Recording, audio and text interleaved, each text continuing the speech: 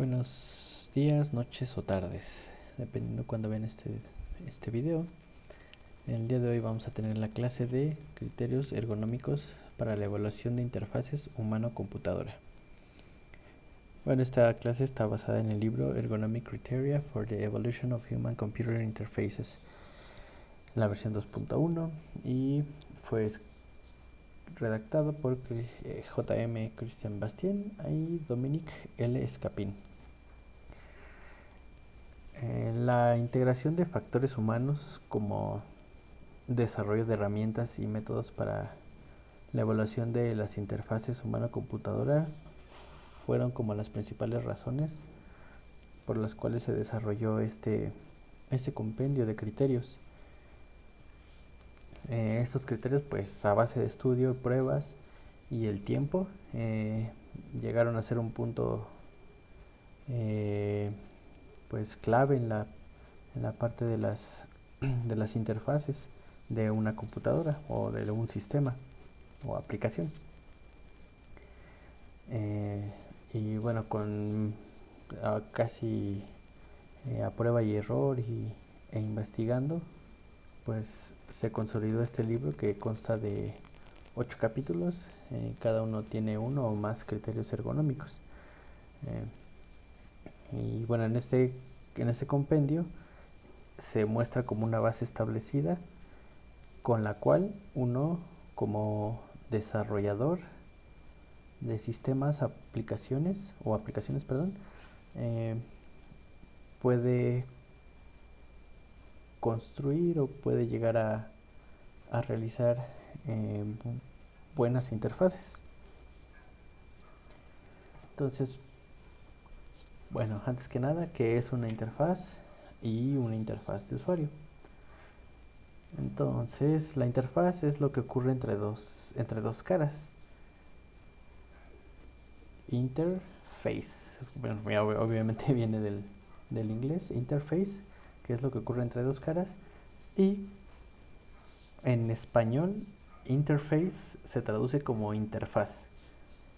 Si ustedes dicen al referirse a una interfaz como interfase, está mal dicho, porque creo, según yo, no existe la palabra interfase, así como está escrita en el inglés. La otra sería interfase, lo que ocurre dentro de dos fases. Y bueno, ¿qué es una interfaz de usuario? Es aquel canal de comunicación visual entre un producto de software y un usuario o cliente, por el cual este puede hacer uso del producto mismo a través del hardware. Depende de la sencillez, experiencia brindada y detalles que esta interfaz sea eficiente o simplemente el usuario no entienda cómo interactuar con dicho producto. Bueno, si ven que aquí en la presentación está interfase, pues ahí me corrigen. Y la siguiente es, ¿qué es un criterio y qué es ergonomía? Son, bueno, como el título del libro son criterios ergonómicos, pues tendríamos que saber qué es un criterio y qué es ergonomía. Como criterio se denomina el principio norma según el cual se puede conocer la verdad, tomar una determinación u opinar o juzgar sobre determinado asunto. Y según la Asociación Internacional de Ergonomía, la ergonomía es el conjunto de conocimientos científicos aplicados para que el trabajo, los sistemas, productos y ambientes se adapten a las capacidades y limitaciones físicas y mentales de la persona. Es decir, bueno, la ergonomía es la que se encarga, por ejemplo, en otro ámbito, de las medidas, alturas o estándares que tiene que tener una silla para que, por ejemplo, si un niño pequeño se cae, no se lastime, o un adulto. Por eso las puertas tienen la chapa prácticamente al alcance de nuestra mano. Es decir, todo se adapta a nuestras condiciones.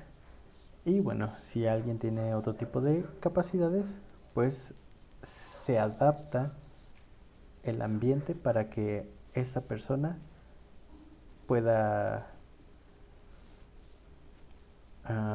¿cómo se podría decir? bueno, para que el ambiente se adapte a esa persona. La persona no tendría que adaptarse a ese ambiente, al final de cuentas. Ok, entonces empezaremos con el primer capítulo de los criterios ergonómicos. El primer capítulo hace referencia a la guía u orientación. Entonces, los criterios de este capítulo de guía u orientación se refieren a los medios disponibles para guiar, orientar, informar, instruir y asesorar al usuario en sus interacciones con una computadora. Una buena guía u orientación facilita el aprendizaje o uso de un sistema, permitiendo que el usuario pueda saber en cualquier momento dónde está en una secuencia de interacciones o si es que ya ha completado una tarea. Además, el usuario tendría que saber cuáles son las posibles acciones y las consecuencias que puede resultar de ellas. Obviamente, consecuencia pues no es algo negativo en este ámbito. Y además obtener información adicional de cualquier acción que el usuario quiera realizar en el sistema o aplicación. Este capítulo tiene dos criterios. El primero es el de prompting o incitación. Y este criterio se refiere a la manera en la que se le indica al usuario el orden para realizar una acción específica. Es decir, si hay una buena orientación a través de un prompting, incitas al usuario a que no tenga que memorizar series de instrucciones o pasos al navegar en una aplicación o sistema, y prácticamente lo que se necesita en un sistema es que el usuario cometa el mínimo de errores posibles. Entonces, ¿cuál es el prompting o incitación? Pues lo podemos ver en un documento de Word. Nosotros lo abrimos y queremos trabajar sobre él, pero ¿qué pasaría si lo abrimos y no nos aparece la ventana de qué queremos hacer? Si se han dado cuenta que cuando abres un Word aparecen varias posibilidades. Entonces te dice, bueno, aquí puedes hacer una plantilla que tenemos guardada por aquí, o puedes iniciar con un documento en blanco. Entonces, esa incitación, ya sea que tú estás pensando en realizar un documento desde cero, pues dices, ok, pues yo escojo el documento en blanco. Y pues te vas le das doble clic o un clic y te va a desplegar como otra ventanita de Word, o bueno, más bien la que tenía se convierte en una nueva ventana de Word con un documento en blanco. Y el prompting, otro prompting aquí sería de que aparece la línea parpadeante, ¿no? El prompt, por eso se llama así, ¿no? Aparece el prompt diciéndote aquí estoy y aquí vamos a empezar. Ese podría ser un buen ejemplo de este criterio.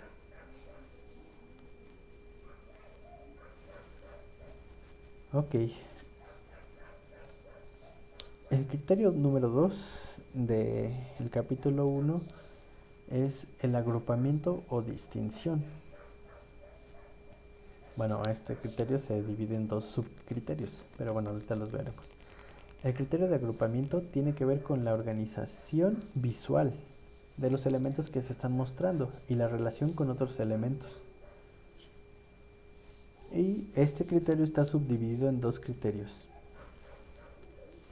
El primero es el agrupamiento o distinción por locación, es decir, aquí estamos fijándonos como en el espacio y cómo están distribuidos los elementos de acuerdo al espacio que tenemos en nuestra pantalla. Entonces se refiere a la posición de los elementos de tal manera que indica si estos pertenecen o no a una clase. Y el número 2, agrupamiento, distinción por formato. Este criterio especifica la agrupación de elementos por sus características gráficas, como formato, color, etc. Ok, vamos a ver un ejemplo un poquito más aterrizado. Luego esto puede causar un poquito de confusión, pero creo que viendo ejemplos eh, es un poco más fácil cacharlos, ¿no? Ok, aquí está. Ok, no. Vamos a este y aquí. Ok. Por ejemplo, esta es la ventana o la página de una presentación en Google, en la de presentaciones, no me acuerdo si se llama Google Presentaciones, ¿no? Entonces, por aquí podemos ver, por ejemplo, el criterio ergonómico número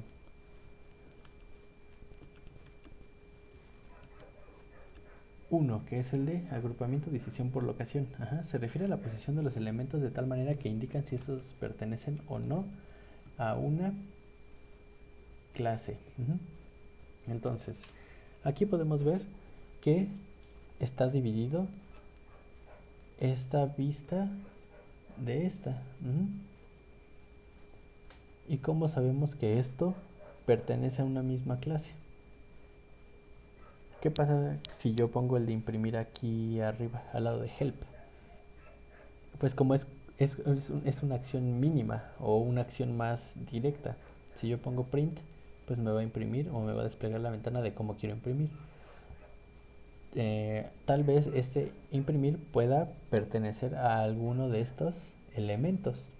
No sé, por ejemplo, uh, pues a lo mejor en help, ¿no? Help, I want to print, o no sé.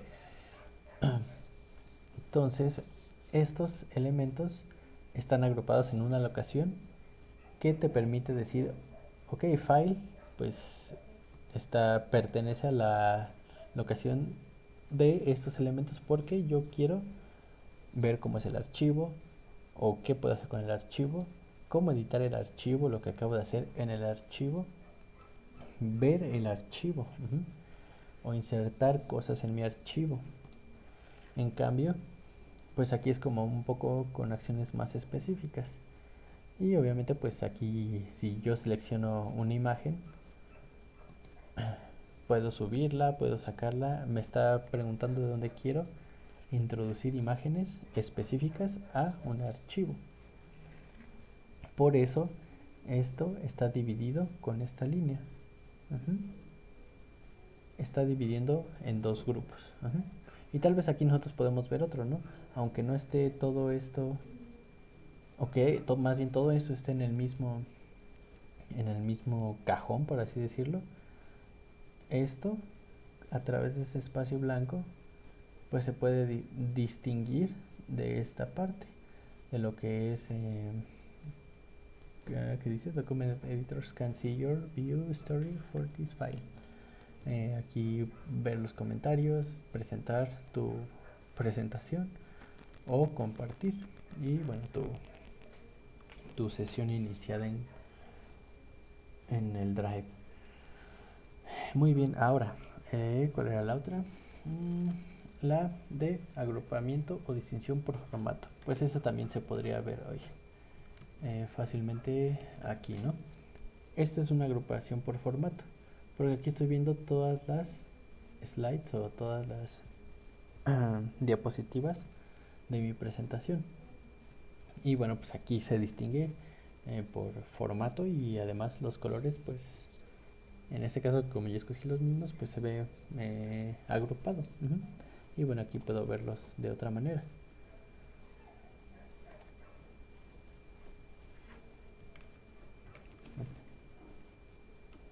Muy bien. Esos serían los tres criterios, que son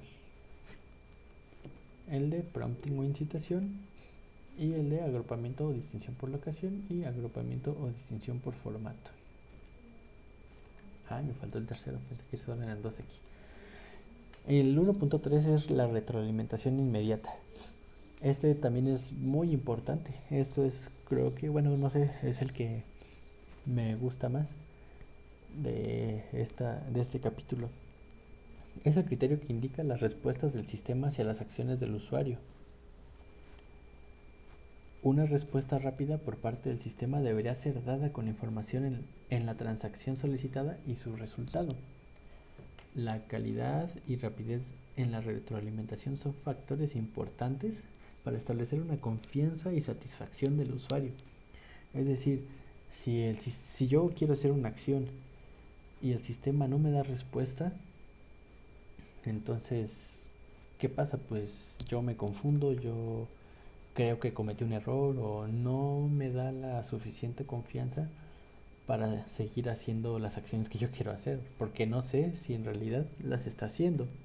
No sé si yo me equivoqué no sé, en capturar un dato y el sistema dijo, bueno, pues pásale, ¿no? Tú dale, sin miedo, pero eso no genera confianza en el usuario, ¿no?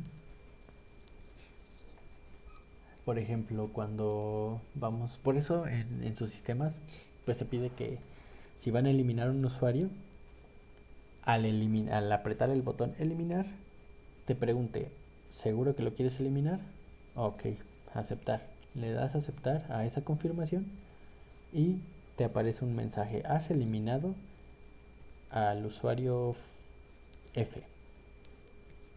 Se siente bien y confías tú que bueno, obviamente si tu sistema está bien, pues que ese usuario va a ser correctamente eliminado de tu base de datos. Porque si yo le doy eliminar y, y no me aparece un mensaje de confirmación ni de que ya se eliminó el usuario, pues ¿qué haces tú como programador? Pues vas a tu base de datos y vas a verificar que en realidad ese usuario ya está eliminado. Y eso es como trabajar doble a final de cuentas. Bueno, pero como uno como programador, pues es como más natural, ¿no? Para saber que nuestro método está bien. Y el criterio de legibilidad. La legibilidad se refiere a las características léxicas de la información presentada en las pantallas que pueden facilitar la comprensión y la lectura de esta información. Es decir, podemos ver un ejemplo aquí justo, ¿no? Mi lámina tiene diferentes estilos, diferentes tamaños de letras que me indican un orden para que yo cuando esté leyendo esto sepa de dónde empezar. Mi atención en esta lámina pues al principio se va a criterios ergonómicos porque es el título más grande y en este caso pues resalta más. Después sé que tengo que leer esto, 1.4 legibilidad, y después lo que está en un tamaño menor. Eso es como darle un orden para que el cliente, para que el usuario sepa por dónde empezar a leer. Porque ¿qué pasa si yo a este le pongo una letra 50 y estos tienen una letra 20 y una letra 18? ¿Dónde llama más la atención? Pues obviamente llamaría más la atención el texto con el tamaño de letra 50. Entonces, por eso los encabezados de una página web pues son títulos, secciones, y los textos son con letras más pequeñas y delgadas.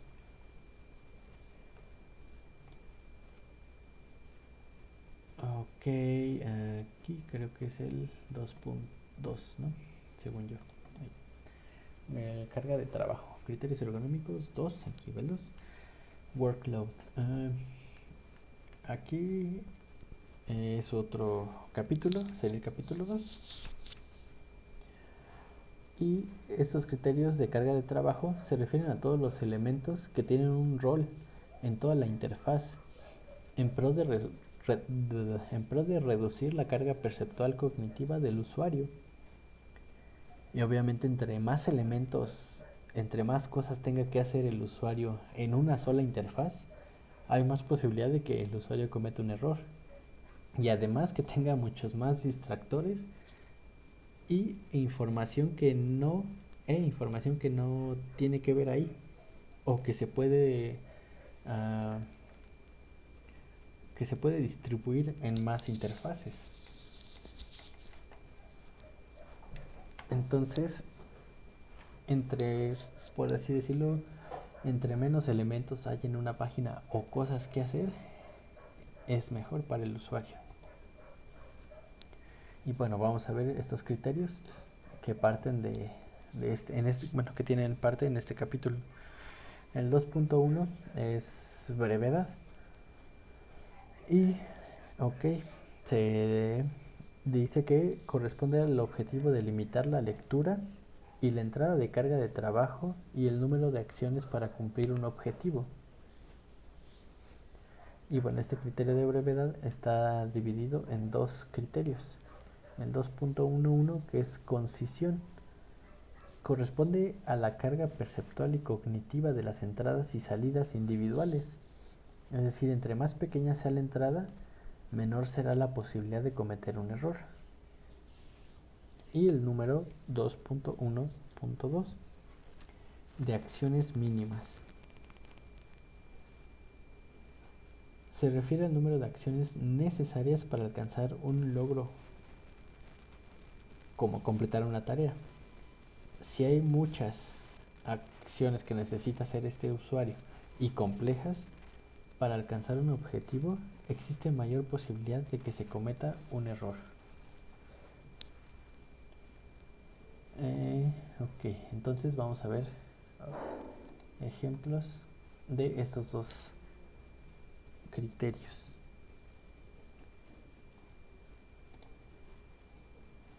Espero que se vea bien, si no vamos a subirle un poco el zoom. 125, aquí se ve mejor, ¿no? Entonces, criterio y ejemplo. Aquí tenemos el criterio de concisión y esta imagen que es el ejemplo. Dice ingresar importe a pagar. Y hay una pista que te dice ponga el signo de pesos antes de la cantidad y agregue punto y 2 ceros al final de esto. Y enfrente tienen una caja de texto en la que el usuario pues tiene que ingresar lo que le está diciendo la pista. Entonces, el error aquí es que el usuario tiene que incluir en la cantidad que va a pagar el signo de pesos y el punto 00 si es que es una cantidad cerrada después de la cantidad de pagar neta. Y si si estos datos se incluyeran como parte del campo, se evitaría inducir al usuario en un error. Es decir, si aquí ya está el prompt exactamente de que necesitamos solamente la cantidad que va a pagar, sería más fácil para el usuario no caer en un error.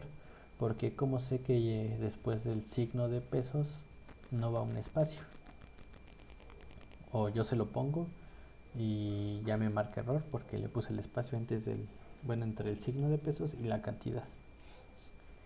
Ese sería el ejemplo para concisión y una posible solución. Minimal actions o acciones mínimas. Por ejemplo, en la primera interfaz, por así decirlo, hay una instrucción que dice ingresa tu nombre o nombres. La caja de texto en la que tú vas a ingresar los nombres.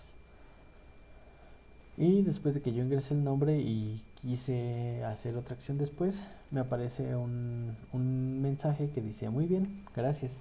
Ahora ingresa tu número telefónico y continuar con un botón en verde. Entonces, en la primera imagen se pide al usuario que ingrese su nombre. Después se despliega una ventana que agradece al usuario y se le pide que ahora ingrese su teléfono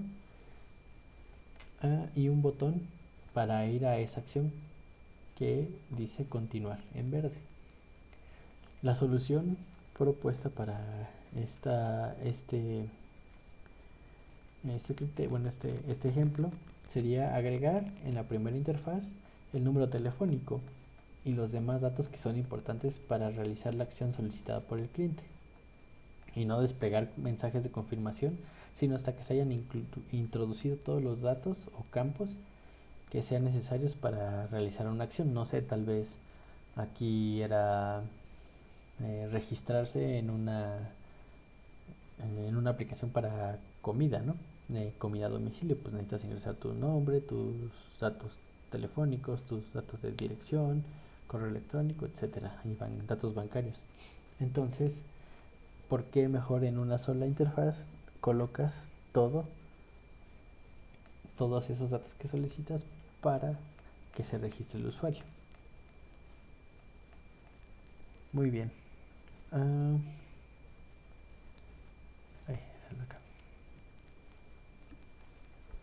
El siguiente criterio es densidad de información.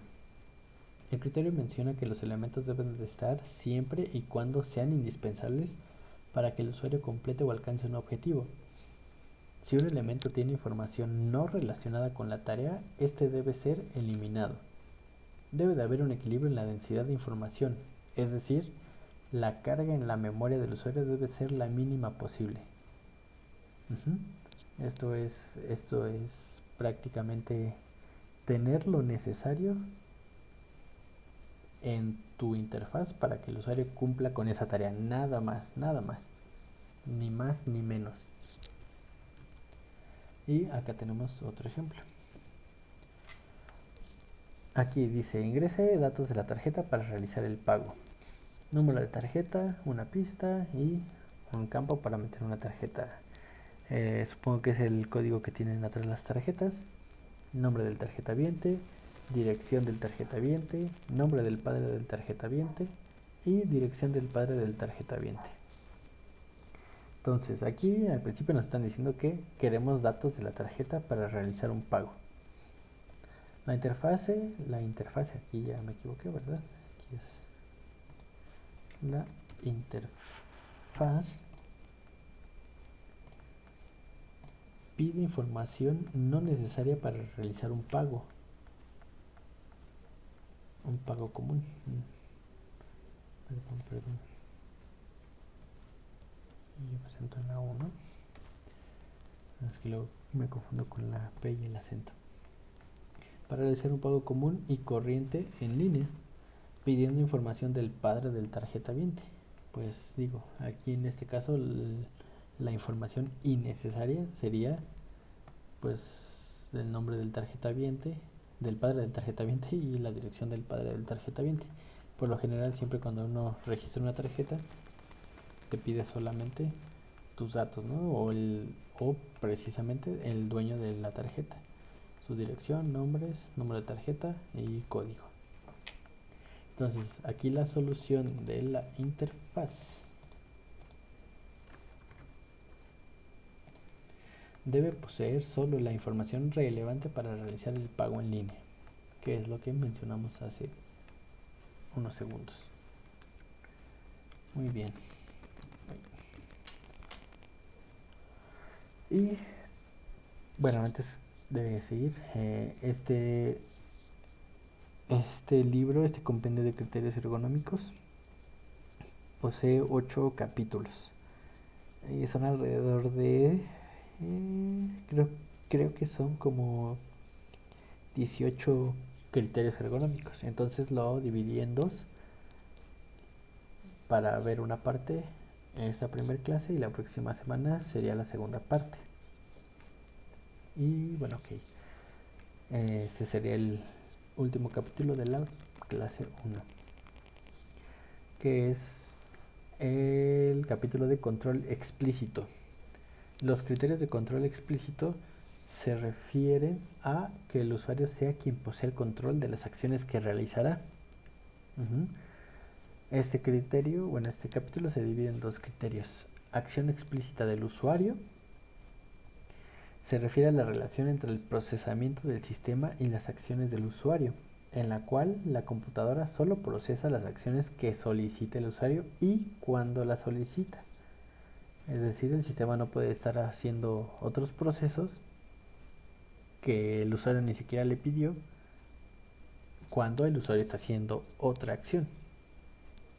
Y el control de usuario se refiere al hecho de que el usuario siempre debería tener el control del sistema, es decir, él puede pausar, cancelar, interrumpir y continuar cualquier acción que esté realizando, pues por simple gusto, porque tiene otra cosa que hacer o surgió algo en el momento. Entonces, esa capacidad es del usuario, que él puede o tiene el control de cualquier cosa en el sistema.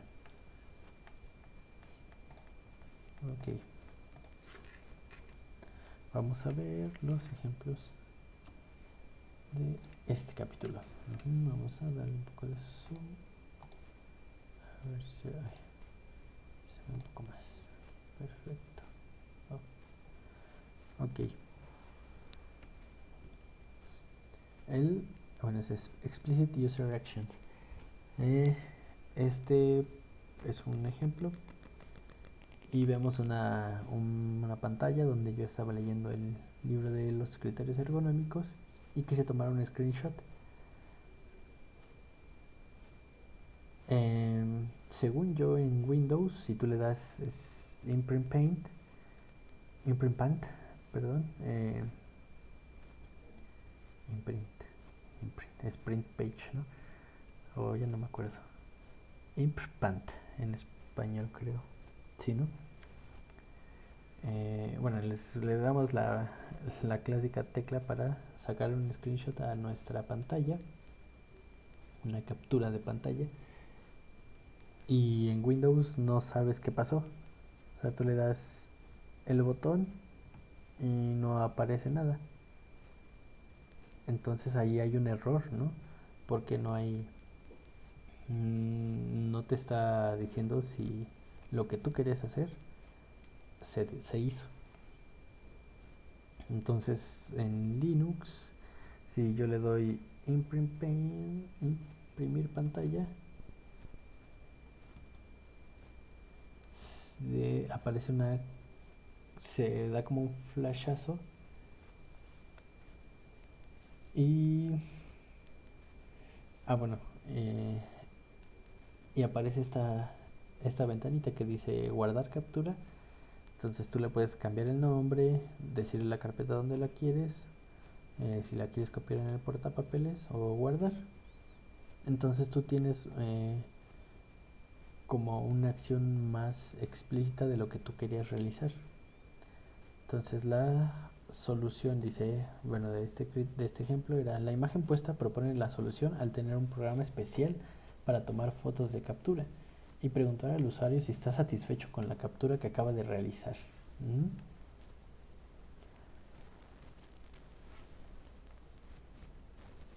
El ejemplo 2, el criterio 2 sería el de User Control. Entonces aquí hay una pantalla, me parece que es de la App Store. No, de la App Store, no, de la Play Store. Entonces el error dice, bueno, nosotros vemos una pantalla que es de un celular, tiene la hora, los iconos de lo que está sucediendo en el sistema, de que está conectado, de que tiene señal, hay una alarma, está en silencio y tiene no sé cuánto por ciento de batería. Después dice una flechita hacia atrás que dice mis apps y juegos, actualizaciones. Estamos en la pantalla de actualizaciones. Dice no se encontraron problemas, las apps se analizaron a las 10:55 pm y una de volver a hacer este procedimiento. Y después abajo viene buscando actualizaciones. Y se ve que es como una animación de carga, ¿no? Y acá tenemos en el menú instaladas y biblioteca. Entonces la pantalla muestra el error de que si ya se ha seleccionado, la pantalla muestra el error de que ya se ha seleccionado buscar actualizaciones. Ok, no permite cancelar después el proceso, ya que puedes no tener una conexión Wi-Fi y gastar los datos, que esto podría ser costoso. Ok, si yo no estoy conectado a una Wi-Fi, por ejemplo, y este procedimiento me toma o se lleva el consumo de datos, pues yo como le digo, no, ya no lo quiero hacer. no hay como un botón que te diga cancelar este proceso o un tachecito. Por ejemplo, no sé si han visto cuando uno está enviando una imagen o un sticker en WhatsApp o se está descargando también. Ese es un correcto uso de el user control, de que si no tenemos a lo mejor datos y estamos fuera de casa y nos llega una imagen y no carga, que está alrededor este iconito, ¿no? Está girando y en medio de ese iconito, de esa animación, hay un touch que es para que yo cancele la descarga de esa imagen, así no consumir mis datos. Aquí está un poco raro este ejemplo. Bueno, más bien la redacción. Y dice, la solución es poder cancelar el proceso cuando el usuario lo desee. Y sí es lo que comentábamos de este criterio, que se refiere al hecho de que el usuario siempre debería tener el control del sistema, es decir, pausar, ¿no? Si no quiero continuar con la descarga, lo pauso y lo continúo en unos 2 segundos o 3 segundos o un minuto. Cancelar la descarga, interrumpirla o continuar con la descarga. Esos serían los criterios, los primeros criterios de nuestro libro. Entonces la siguiente clase vamos a ver los otros restantes. Son 4 capítulos, bueno, sería 4, 5, 6, 7 y 8. Se nos restarían 5 capítulos. Y bueno, aquí venía donde saqué los significados. Y bueno, voy a subir el libro al Google Classroom, al Classroom, por si lo quieren checar. Muy bien, adiós.